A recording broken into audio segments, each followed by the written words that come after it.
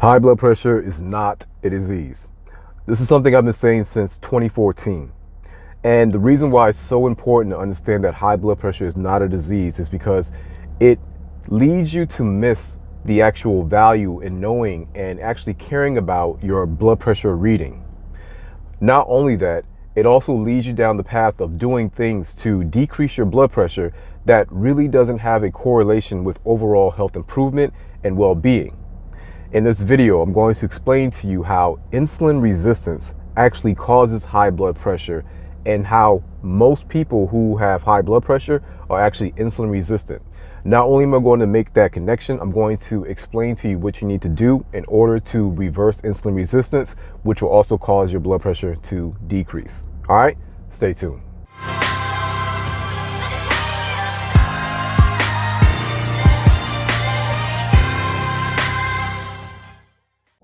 What's going on, family? This is your brother, Edward Williams, licensed physician assistant and founder and creator of Health by Any Means Necessary. And I want to welcome you to our channel where we talk about all things Black health improvement, fasting, insulin resistance, and men's health. So if you're new around here, go ahead, hit the like button, hit the subscribe button, and be sure to share this video with anyone that you feel will benefit from the information that I'm putting out here. All right. So in this video, I'm going to be explaining how insulin resistance actually causes high blood pressure. Now, before we get into the conversation about how it increases blood pressure, we need to understand some very basic things about insulin itself. So, two things that you need to know. Most people, when they think about insulin, they always think about glucose. And I understand why that happens. It's because when most people are even exposed to insulin or insulin resistance, it always has something to do with glucose and blood sugar. Completely understand why most people would think that. But what you need to understand is that insulin deals with so many other aspects of your physiology and also your anatomy. And so two things that you need to understand about insulin. One, insulin is a storage hormone, meaning that it helps the body store nutrients. And so we're talking about storing protein / amino acids. We're talking about storing carbohydrates / glucose. Of course, this is what you most likely already know. We're talking about storing fat and fatty acids. But we're also talking about storing nutrients such as sodium and water. Yes, water is a nutrient. In fact, it may be one of the most important nutrients. And you know, I don't like playing that game of most important. But insulin plays a huge role in the storage of water. So that's the first thing you need to understand about insulin, is that it is a storage hormone. Okay. The next thing you need to understand about insulin is that it is an anabolic hormone. Anabolic means to build up. It means to cause growth. And in fact, insulin used to be a hormone that bodybuilders would inject back in the days. Well, I mean, they still do it now. Of course, it's supposed to be illegal, but it was something that was heavily promoted in the bodybuilding community, decades ago, where insulin would cause the increase in muscle cells, also known as hypertrophy or hypertrophy. So those are the two things we need to understand before we get into this conversation about high blood pressure. Insulin is a storage hormone, and insulin is also an anabolic hormone. Okay. Now, before we go into the next part, it's going to be very important that we go into this next part of the conversation wearing the lens of what I call APR. APR stands for appropriate physiological response. We have to understand that just because the body is responding a certain way doesn't mean that that is a dysfunction. In many cases, the body is responding in an appropriate way based on the signals that we're giving it. But it is our job, our duty to understand that response and why it's responding that way. So we're going to talk about the appropriate response of insulin from a physiological standpoint and how it increases your blood pressure. So once again, you need to understand that most people who are hypertensive have high insulin levels. In fact, it is almost impossible to have high insulin levels and normal blood pressure. With that being said, let's talk about how insulin affects the body from a physiological standpoint. And the first thing we need to talk about is insulin and its relationship to sodium and water. Insulin causes increase in water retention. And the way it does that is by acting on the adrenal glands. The adrenal glands are small glands that sit on top of your kidneys. Uh, the adrenal glands are said to be the body's pharmacy because it secretes so many hormones. In the case of sodium retention, we're specifically talking about a hormone called aldosterone. Aldosterone plays a crucial role as pertains to the water sodium balance in the body. Whenever aldosterone is increased or secreted by the adrenal glands that are sitting on top of your kidneys, it's going to act on the kidneys to retain sodium. It's going to make the kidneys retain sodium. And what you need to understand about the relationship between sodium and water is that wherever sodium goes, water flows. Remember that. Wherever sodium goes, water flows. And so an increase in aldosterone will stop or decrease the excretion of sodium out of the kidneys, because usually in a normal state, the kidneys will actually excrete excess sodium, which will also cause the fluid to follow behind it, because wherever sodium goes, fluid flows. But in the state of an increased amount of aldosterone, this is going to cause the kidneys to hold on to that sodium, and it's going to put that sodium back into the bloodstream. Once again, wherever sodium goes, water is going to flow. And so with the retention of that sodium back into the bloodstream, the circulatory system, you're now going to have more water, more fluid into the actual circulatory system. That alone is going to increase the volume of fluid circulating in your circulatory system. That alone is going to increase the pressure, because if you have a closed system that already has a certain amount of fluid in it and you now increase it, the pressure inside of that closed system will have to increase. It's going to increase. And so that alone is one of the ways that high insulin levels will now create high aldosterone levels, which will cause sodium retention, which will cause water to follow that sodium into the circulatory system, which will now turn out to increase the blood pressure in your circulatory system. That's the first way. So the next way that high insulin levels will increase your blood pressure is by increasing your blood vessel size. So once again, we talked about how insulin will store nutrients, and it's also going to act as an anabolic hormone. It is an anabolic hormone. It's going to cause things to increase in size, also known as hypertrophy.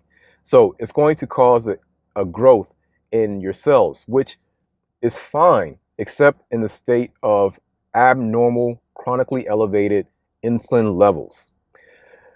When you look at your blood vessels have multiple layers.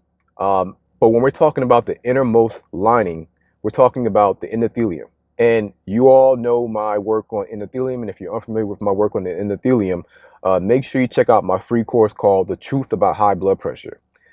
The endothelium is so important. You've heard me make the statement that the endothelium is the largest organ in the body. I know, doesn't sound like it can be true, but it is.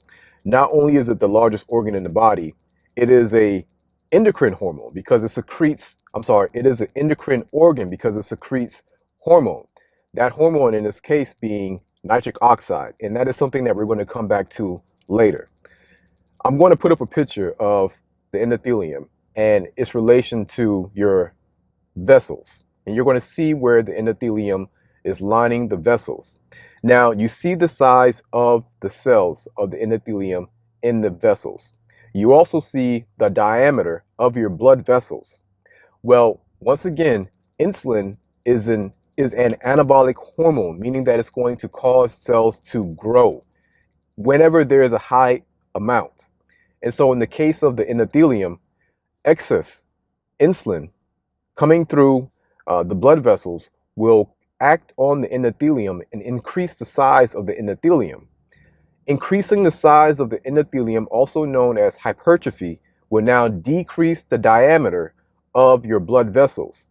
When you decrease the diameter of your blood vessels, you're going to decrease the amount of space that the blood has to flow. That alone will also cause an increase in blood pressure. I hope that makes sense. And I'll just kind of use my hand for a little bit to kind of, you know, show you what I'm talking about. But if this is the normal diameter of a blood vessel and you have high amounts of insulin flowing through the blood vessel, your blood vessel will go from being this size in diameter to now narrow, becoming more narrow, and that is going to cause an increase in your blood vessel. That decrease in your diameter may seem like a small amount, but you need to understand that the endothelium is the largest organ in the body. We're talking about 60,000 miles of blood vessel. To give you an example of just how huge that is, planet Earth is 25 miles in circumference. The blood vessels in your body together is 60,000 miles in length. That means that you have something in your body, your blood vessels, your circulatory system, that can wrap around planet Earth 2.5 times around. And so a small decrease in the diameter, although it may be small to you, makes a world of difference when it comes to your circulatory system. And having constant elevated levels of insulin is going to increase the size of the endothelium, which is going to decrease the diameter in your circulatory system, your blood vessels. So that is another way how high insulin levels will increase your blood pressure. All right, the next way that high insulin levels will lead to high blood pressure is because it won't allow your blood vessels to dilate properly. So once again, we're talking about dilation. I'll use my hand again. So you can kind of think of this as being the normal size of a blood vessel. All right. You see the diameter, you see the circumference. Now I'm going to cause vasoconstriction. Constriction means to decrease the diameter and the circumference of the blood vessel. And so now you have less space in order for the blood to flow. This is something that would be useful in the times of the need for high blood pressure when you're sympathetically activated, if you're in a fight or flight state, when you need to run as fast as possible, when you need to fight, when you need to swing, then that increase or that decrease in the circumference and vasoconstriction will be beneficial. And so that is vasoconstriction.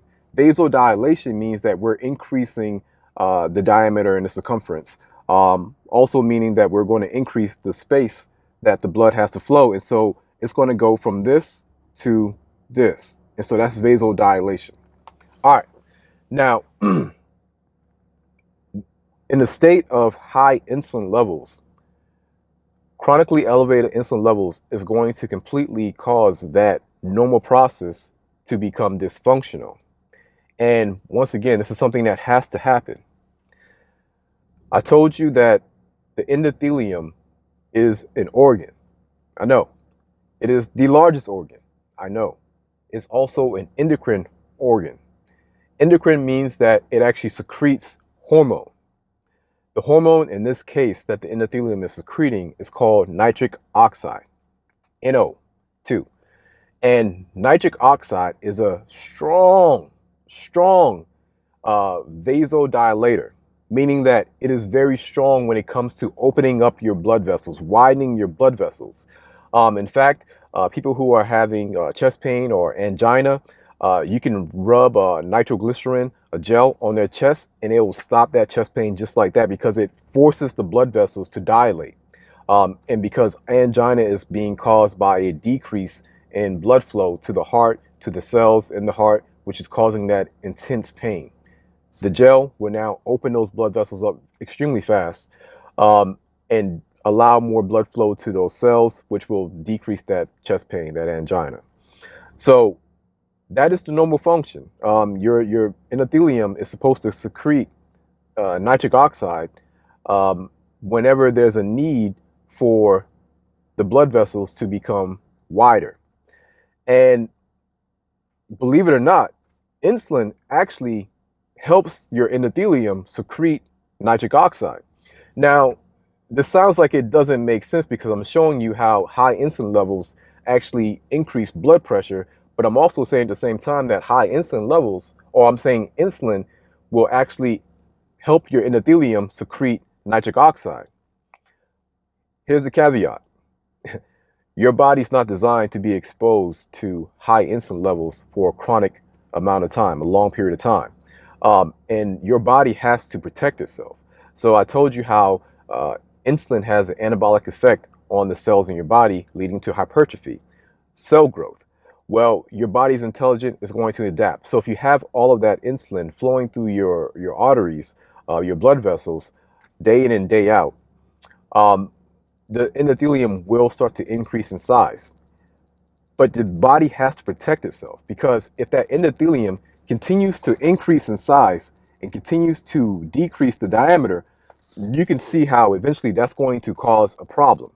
And so because we don't want that problem, your body will now have to make uh, an intelligent decision and become resistant to the insulin signals that are being given to the endothelium. And so your endothelium actually becomes insulin resistant to some level so that it does not become overstimulated by the insulin. The reason why that decreases the nitric oxide production is because insulin, something that was once increasing the production of nitric oxide, will now become numb or will become resistant to the signal of the insulin to the endothelium, and that nitric oxide production, which was once had a vasodilatory effect on the blood vessel, will be blunted because you can't have both. You can't have your cake and eat it too. You can't receive the signal from insulin to increase the nitric oxide and not receive the signal to grow. And so the body has to make an intelligent decision, and it just has to become resistant to insulin in general. And so the endothelium will become resistant to insulin in general, and that will also decrease the nitric oxide production by the endothelium. And the next way that high insulin levels will now increase your blood pressure is because of the activation of the sympathetic nervous system. Um, so I always talk to you all about the autonomic nervous system. The autonomic nervous system, you can kind of think of this as the subconscious or the unconscious workings of the body. This is the part of the nervous system that takes action without you having to consciously think about it or having to consciously do it by yourself on your own. So right now I'm blinking my eyes on purpose. But if you watch this video, I was blinking my eyes the whole entire times, not bucking them, blinking them.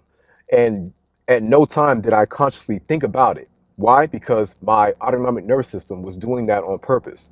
My autonomic nervous system is also regulating my heart rate, it's regulating my breathing. These are all things, well, actually, these are things that are going on in the background that are crucial to me doing what I'm doing right now, and crucial to us all doing what we're doing right now. However, with inside of the autonomic nervous system, you have two systems. You have the parasympathetic nervous system and the sympathetic nervous system. The, parasys- the, the parasympathetic nervous system is also known as rest, digest, feed, and breed. This is a state of being more calm, relaxed. You're not as stressed. This is where digestion can take place. This is where that's the best state for you to eat in. It's also the best state for you to breed in as well, because you have less stress hormones. You're just going to be in a healthier state. But you can't always be laid back. At some point, you may need to turn up. And that's where the sympathetic system comes into play. The sympathetic system is also known as fight or flight. Um, the sympathetic system is known to get you ready to go, ready to fight or ready to get out of there. So in the case of needing to actually flee from a scene or defend yourself, well, you got to think about the parts of your body that you're going to be using the most in those states, which are going to be your legs and your arms. And you think about just how big your legs are. Your legs are going to need an extreme amount of blood flow if you're going to be defending yourself or fleeing from the scene. Same thing with your arms. But not only that, in that state, you're going to need to be getting blood to those areas as fast as possible. Therefore, you're going to need to increase the blood pressure. You're going to decrease the blood flow to the areas that are not really relevant in that stressed out situation, which is going to be your digestive system, your reproductive system, and also certain parts of your thought process will be decreased as well. Because if you're in a state where you're fighting for your life, you're probably not thinking about your stock investments. You're probably not thinking about things 10, 20 years from right now. You are locked into the now. And that is the power of the sympathetic system. It locks you into the now, which of course you can see can be a problem. On the parasympathetic side, when you're more calm, you're relaxed, well, that puts you in a state of thinking more long term. Okay, so I'm rambling a little bit too much about the sympathetic versus parasympathetic. The point of me talking about the sympathetic nervous system is because high insulin levels activates or puts you more in the sympathetic state of being. And once again, kind of think of that sympathetic system as being higher intention. Everything's higher intention as it pertains to what you would need to defend yourself. And so that is going to cause your blood vessels to be more tense in certain areas of the body, i.e., the areas where you need the blood to flow, such as your arms, your legs, just in case you got to get out of there. And it's also going to cause the redirecting of blood from your digestive system, not completely, of course, because you still need blood flow, but it's going to be allocating the most of the blood to those vital parts of your body that are needed to defend yourself. And you can see how this will be a problem when it's activated for predominantly for the most part of the day. And that's what many of us are walking around in. We're walking around in a state of being sympathetically activated or sympathetically dominant.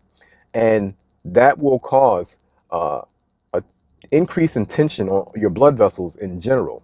And that alone will also increase your blood pressure.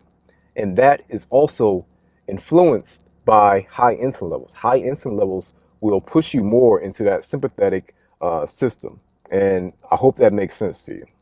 The next way that high insulin levels increases your blood pressure is not so much through insulin, but more so via glucose. High glucose levels will cause high insulin levels because the high insulin needs to respond to the high glucose. But high glucose will increase the viscosity of your blood.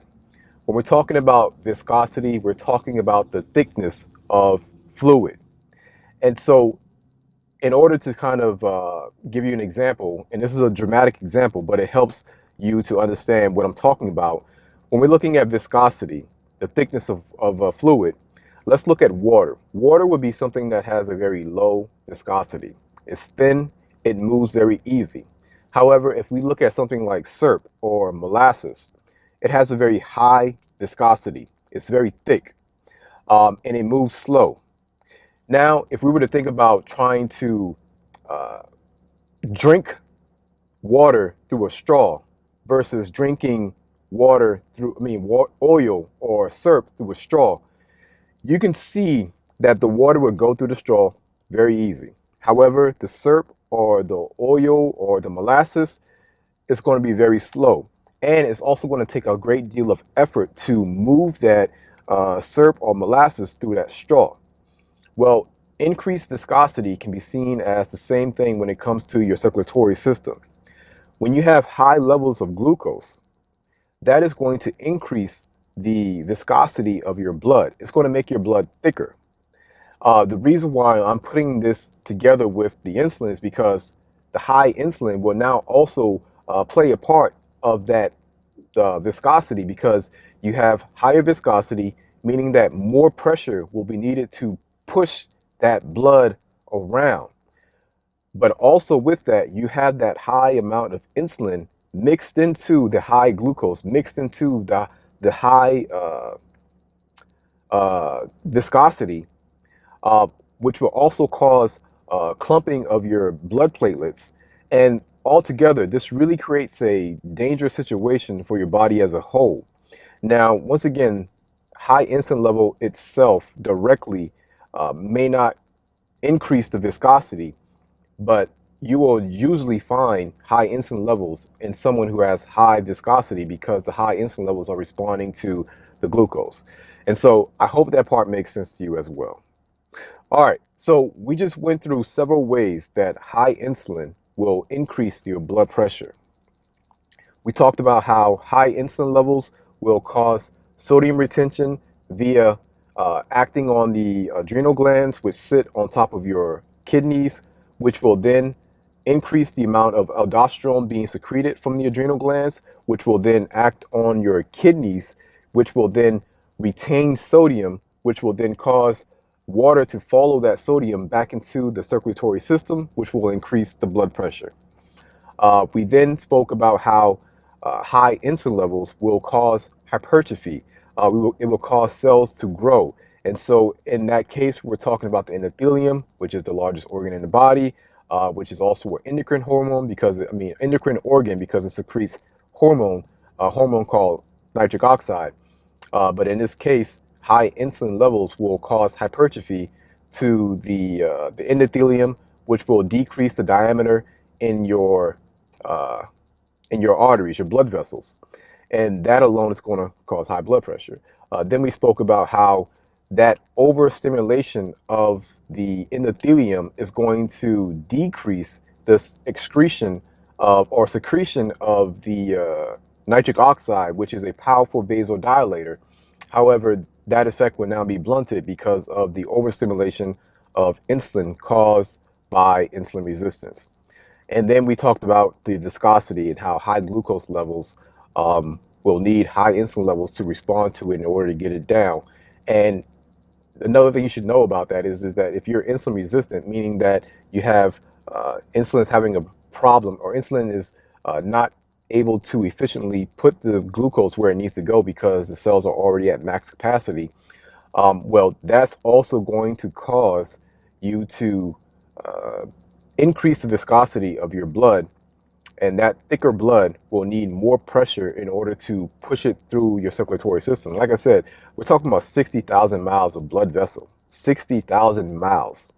And so it's very important that your body has what it takes in order to adapt to that increase in viscosity and also to adapt to the decrease in the diameter and to also adapt to the decrease of nitric oxide. And so that blood pressure, when you look at it from that way, your blood pressure increasing is actually life-saving.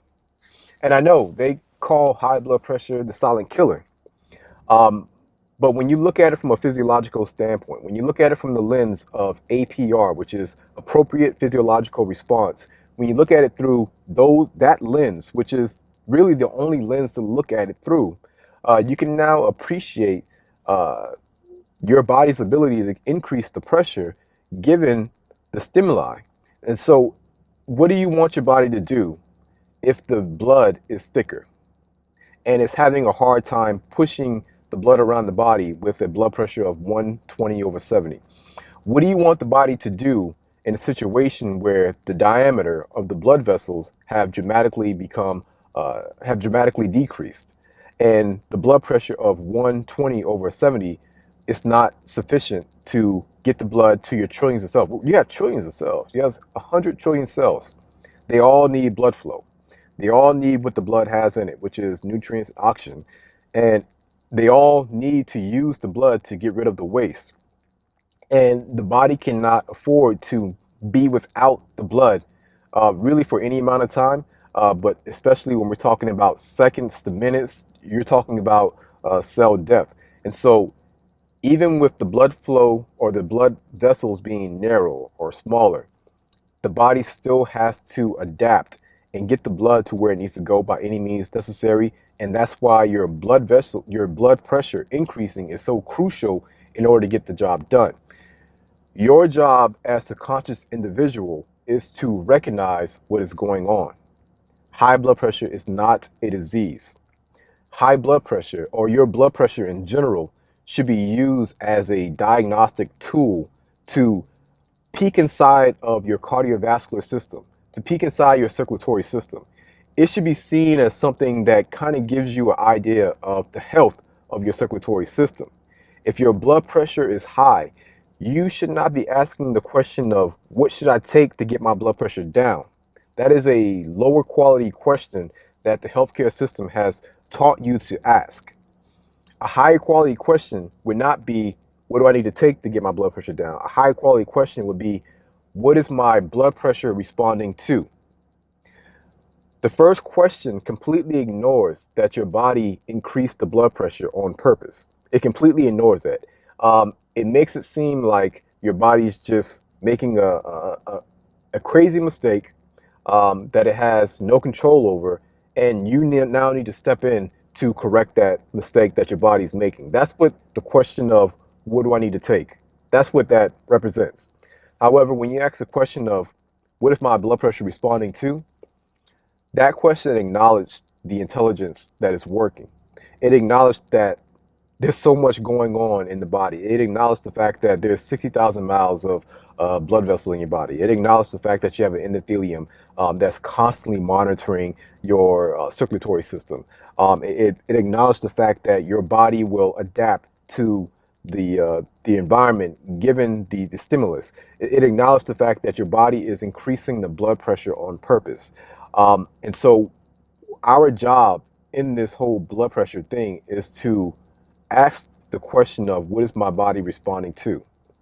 And if you think about what I just went through with insulin resistance, then you should be able to understand that anything that puts you in a hyperinsulin state is most likely going to be increasing your blood pressure. So you need to ask the question, what increases insulin? And the first thing you need to do in order to decrease insulin or understand what's increasing insulin is, one, you need to stop playing. You got to get serious. You should have this book called Done with Diabetes.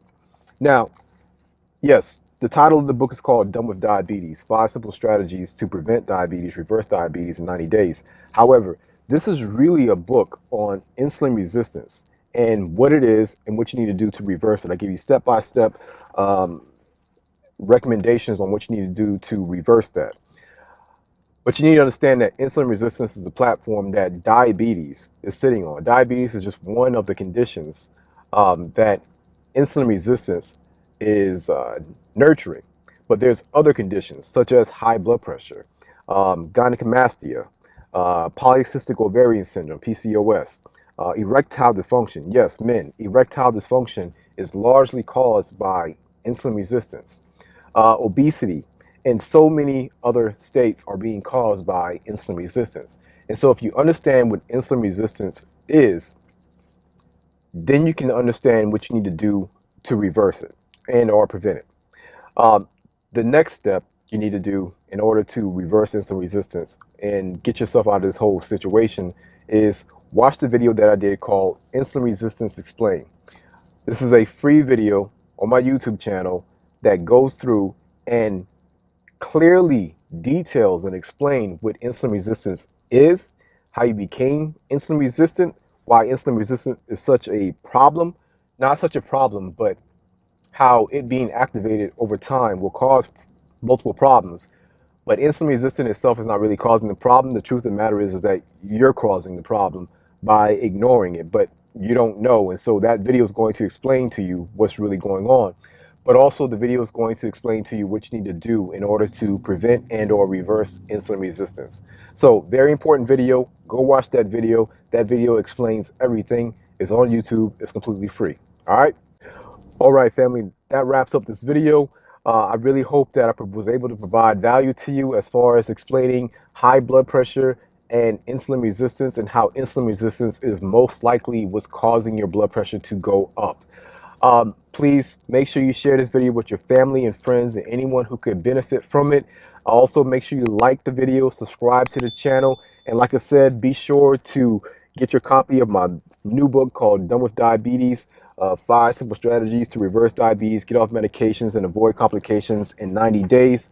Also, we have a program, a step-by-step do-it-yourself program called Done with Diabetes 6-Point Action Plan. And if you want to get a free resource, be sure to click the link below to check out my diabetic toolkit. All right. So I appreciate you all. Please be sure to like the video, subscribe to the channel, share the video, and I will holler at you all later. And remember, this is our community, our responsibility. We have what it takes. We just got to put in the work. All right. Love y'all. Peace.